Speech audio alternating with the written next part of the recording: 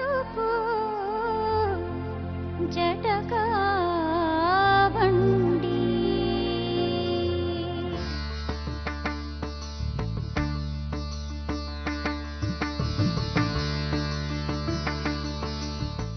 ಜೀ ಕನ್ನಡದ ಸಮಸ್ತ ವೀಕ್ಷಕರಿಗೆ ನಿಮ್ಮ ಮಾಲವಿಕಾ ಮಾಡುವ ಪ್ರೀತಿಯ ನಮಸ್ಕಾರ.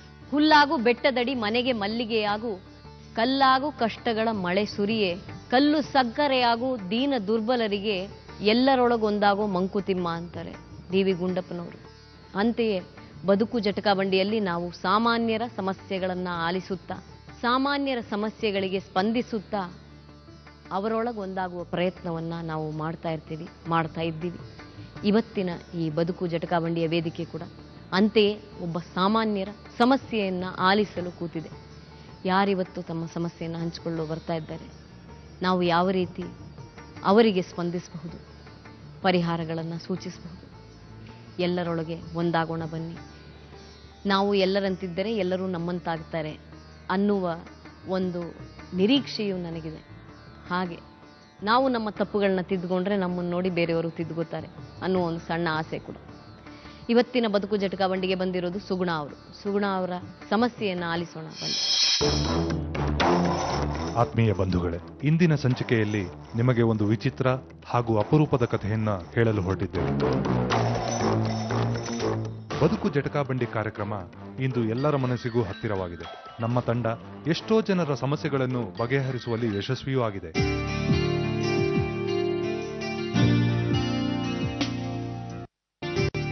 ಪ್ರತಿದಿನ ನೂರಾರು ಪತ್ರಗಳು ಅವರವರ ಸಮಸ್ಯೆಗಳನ್ನು ಹೊತ್ತು ನಮ್ಮ ಕಚೇರಿಗೆ ಬರುತ್ತವೆ.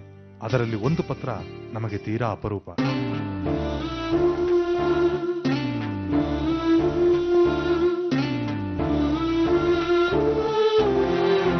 ಹಾಗೂ ಅವರು ಪಡುತ್ತಿರುವ ಕಷ್ಟಗಳನ್ನು ಓದಿ ಅವರಿಗೆ ಸ್ಪಂದಿಸಬೇಕೆನಿಸಿತು.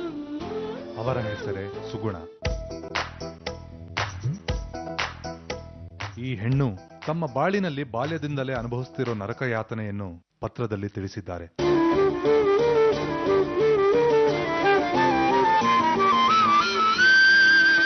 ಅದನ್ನು ಓದಿ ನಮ್ಮ ವೇದಿಕೆಯ ಮೂಲಕ ಈಕೆಯ ನೋವನ್ನು ದೂರ ಮಾಡಬೇಕೆಂದು ಇಲ್ಲಿಗೆ ಕರೆತಂದಿದ್ದೇವೆ.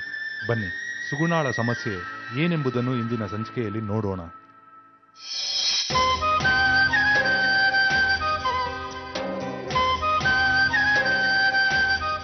ನಮಸ್ಕಾರ.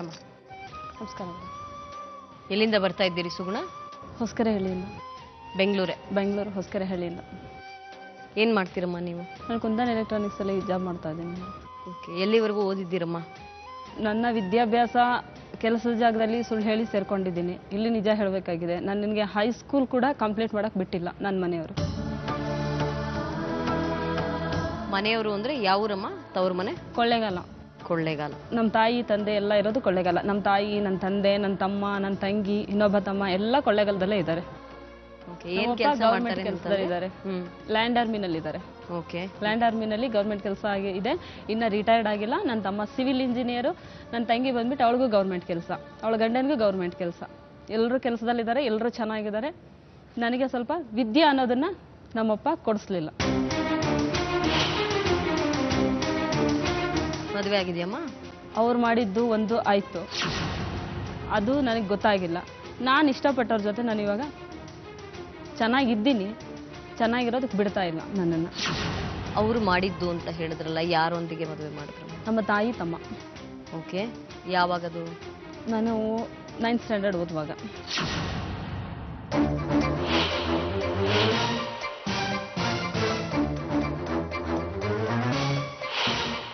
ನಾನಿನ್ನ ಮೆಚೂರ್ಡ್ ಆಗಿರಲಿಲ್ಲ.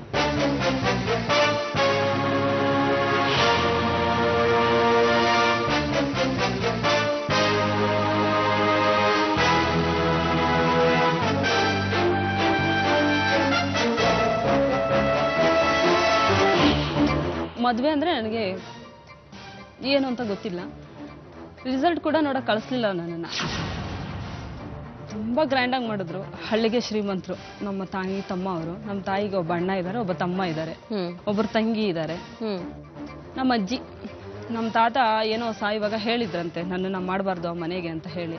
ನಮ್ಮ ತಾತ ಸಾಯುವರೆಗೂ ಸುಮ್ಮನೆ ಇದ್ಬಿಟ್ಟು ಅವ್ರ ಹತ್ರ ಭಾಷೆ ಎಲ್ಲ ತಗೊಂಡು ನಮ್ಮ ತಾತ ಸತ್ತ ಮೇಲೆ ನನಗೆ ಅವಂದು ಏನು ಒಪಿನಿಯನ್ ಅಂತ ಕೇಳಲಿಲ್ಲ, ನಂದು ಏನು ಅಂತ ಒಪಿನಿಯನ್ ಕೇಳಲಿಲ್ಲ.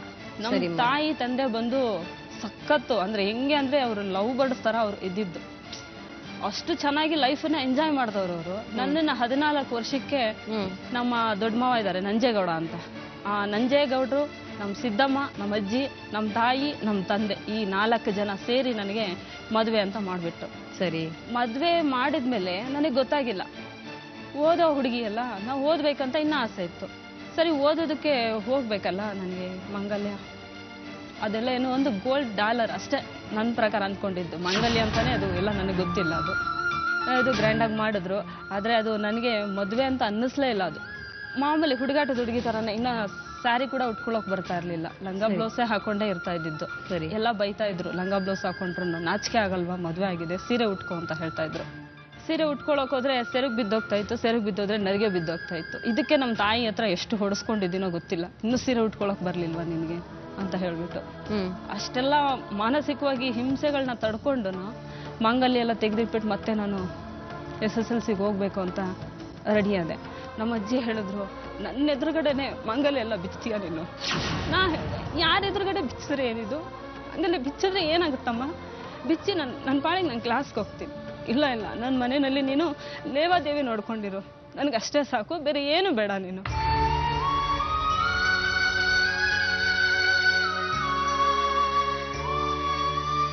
ಬೊಂಬೆಗೆ ಏನೇನು ಬೇಕು ಅಲಂಕಾರಕ್ಕೆ ಆ ಥರ ಮಾತ್ರ ತಗೊಡ್ತಾ ಇದ್ರು. ಆದರೆ ನನಗೊಂದು ಮನಸ್ಸಿದೆ ಅಂತ ಅವರು ಯಾರೂ ಅರ್ಥ ಮಾಡ್ಕೊಳ್ಳಿಲ್ಲ. ನನ್ನ ತಂದೆ ಕೂಡ ಅರ್ಥ ಮಾಡ್ಕೊಳ್ಳಿಲ್ಲ. ನನ್ನ ತಂದೆಗೆ ಏನು ಉದ್ದೇಶ ಅಂದರೆ ನಂಜೇಗೌಡರ ಆಸ್ತಿ ಬೇರೆಯವ್ರಿಗೆ ಎಲ್ಲಿ ಸೇರಿಬಿಡುತ್ತೋ ಅದೊಂದೇ ಉದ್ದೇಶ. ನಂಜೇಗೌಡರು ನಮ್ಮಪ್ಪ ಫ್ರೆಂಡ್ಸ್ಗಿಂತ ಹೆಚ್ಚಾಗಿದ್ರು, ಬಾವ ಬಾಮ ಚೆನ್ನಾಗಿದ್ರು. ಆದರೆ ಆ ತಾಯಿ ತಮ್ಮ ಇದ್ದಾನಲ್ಲ, ಅವನ ಒಪಿನಿಯನ್ನು ಒಬ್ಬರು ಕೇಳ್ತಾ ಇರಲಿಲ್ಲ, ಯಾರು ಏನೂ ಕೇಳ್ತಾ ಇರಲಿಲ್ಲ ಅವನ ಒಪಿನಿಯನ್ನು. ನಿನಗೆ ಹೆಂಡತಿ ಬೇಕಾ, ಹೆಣ್ಣು ಬೇಕಾ, ನಿನಗಿಂತ ಶರ್ಟ್ ಬೇಕಾ, ನಿನಗಿಂತ ಊಟ ಬೇಕಾ, ಏನು ಕೇಳ್ತಾ ಇರಲಿಲ್ಲ. ಮನೆಯಲ್ಲಿ ಆ ಕಡೆ ಎಲ್ಲ ಹೇಳ್ತಾರೆ ಜೀತ್ ಕಾರ್ಡು ಅಂತ, ಜೀತಕ್ಕಿರ್ತಾರಲ್ಲ ಆ ಥರ ಸಾಕಿದ್ರು ಅವನನ್ನು.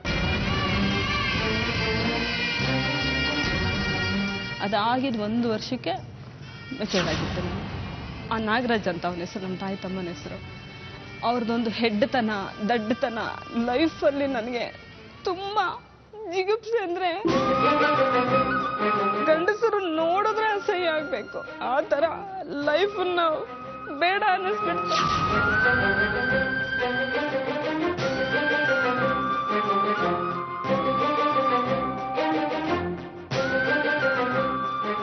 ನಮ್ಮಪ್ಪನಿಗೆ ಎಷ್ಟೋ ಹೇಳಿದೆ, ಅಪ್ಪ ನನಗೆ ಆ ಮನೇಲಿ ಇರೋಕ್ಕಾಗ್ತಾ ಇಲ್ಲ, ನನಗಿರೋಕ್ಕಾಗ್ತಾ ಇಲ್ಲ, ನಾನೇನಪ್ಪ ಮಾಡಲಿ ಅಂದರೆ ಸುಮ್ಮನೆ ನಾನು ಸತ್ತೋಗ್ತೀನಿ ಅಂತ ನೇಣು ಹಾಕೊಳ್ಳೋಕೆ ನಮ್ಮಪ್ಪ.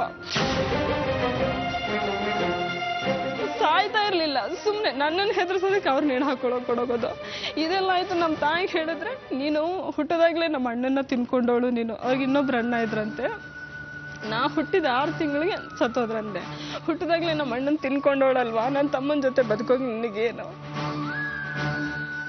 ನಿನಗೆ ಹೋಗಿ ನಮ್ಮ ತಾಯಿ ಮನೇಲಿ ಏನು ಕಮ್ಮಿ ಇದೆ, ನಿನಗೆ ಹೋಗಿ ಬದುಕು ಅಂತ. ನನಗೆ ಒಂದು ಕ್ಷಣನೂ ಅವನ ಜೊತೆ ನಗದಿದ್ದ ದಿನನೇ ನೆನಪಿಲ್ಲ. 5 ವರ್ಷ ಇದ್ದೆ ಮೇಡಮ್ ನಾನಲ್ಲಿ.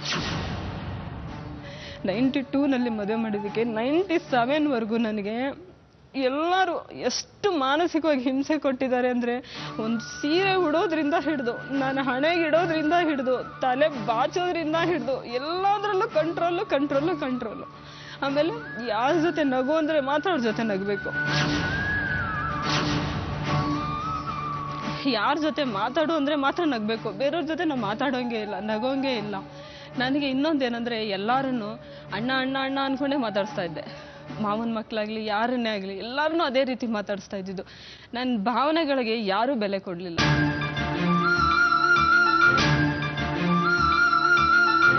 ನಮ್ಮ ಅಪ್ಪನಿಗೆ ನಾನು ಎಷ್ಟೆಷ್ಟೋ ಹೇಳಿದೆ, ಆಗಲಿಲ್ಲ. ಸರಿ, ಅವನು ತುಂಬ ಹೆಂಗೆ ಹೇಳ್ಕೋಬೇಕು ಅಂತಲೇ ಗೊತ್ತಾಗಲ್ಲ, ಅಷ್ಟು ಒಂದು ಪೆದ್ದತನ. ಅಂದರೆ ನಾನೊಂದು ಹೆಂಡತಿ, ಸೊ ಹೆಂಗೆ ನೋಡ್ಕೋಬೇಕು ಹೇಳನ್ನ, ಆ ಬುದ್ಧಿನ ಅವನಿಗಿಲ್ಲ. ನನಗೆ ಅವನೊಬ್ಬ ಗಂಡ, ನಾನು ಅವನ ಜೊತೆ ಹೇಗಿರಬೇಕು ಅದು ನನಗೆ ಗೊತ್ತಿಲ್ಲ. ಇದು ನಮ್ಮ ತಾಯಿ ತಂದೆ ಅಷ್ಟು ಚೆನ್ನಾಗಿದ್ದವರು, ನಾ ಹೇಗಿದ್ದೀನಿ ಅವ್ರ ಜೊತೆ ಅಂತ ಅರ್ಥ ಮಾಡ್ಕೊಳ್ಳೋಕ್ಕೆ ಅವ್ರಿಗೆ ವಿವೇಕ ಅನ್ನೋದು ಇಲ್ಲದೆ ಹೋಯ್ತು. ಯಾಕೆಂದರೆ ಆಸ್ತಿ ಮದ, ಆ ಪ್ರಾಪರ್ಟಿ ಅನ್ನೋದು ಅಷ್ಟು ಹುಚ್ಚನ್ನ ಅವ್ರಿಗೆ ಇಡಿಸ್ಬಿಟ್ಟಿತ್ತು. ಇದೆಲ್ಲ ಆದಮೇಲೆ ಮದುವೆ ಎಷ್ಟು ದಿನಕ್ಕಾದ್ರೂ ಆಗಲಿ ಮೆಚೂರ್ಡ್ ಆಗಿದ್ದು 15 ದಿನಕ್ಕೆ ಫಸ್ಟ್ ನೈಟ್ ಮಾಡಿಬಿಡ್ತಾರೆ ಹಳ್ಳಿಗಳ ಕಡೆ. ಆ ಪರಿಸ್ಥಿತಿ ನನಗೂ ಬಂತು. ಆದರೆ ಭಗವಂತ ಏನೋ ಗೊತ್ತಿಲ್ಲ, 15 ದಿನಕ್ಕೆ ದಿನ ಸರಿ ಬಂದಿಲ್ಲ ಅಂತ 3 ತಿಂಗಳು ಮತ್ತೆ ನನ್ನ ತಾಯಿ ಮನೇಲಿರೋ ಅವಕಾಶ ಬಂತು.